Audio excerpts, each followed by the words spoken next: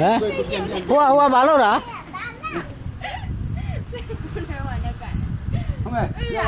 ပေးတကွာတော့တာယုံလို့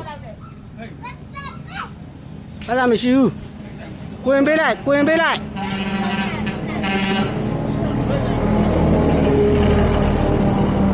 တပိတ်တခွာတော့တာယုံလို့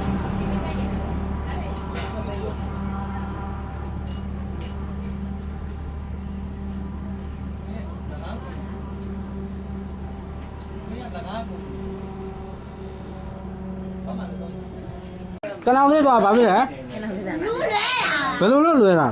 ကောင်းပါလေဟိုမောဒီလိုက်တာနဲ့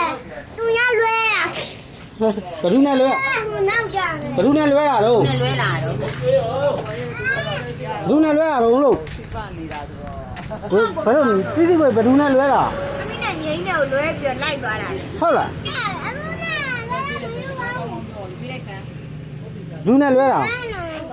ဘယ်မနေ့ကလူလွဲရလားဟုတ်လားလူလွဲသွားမှာဟုတ်လားပြော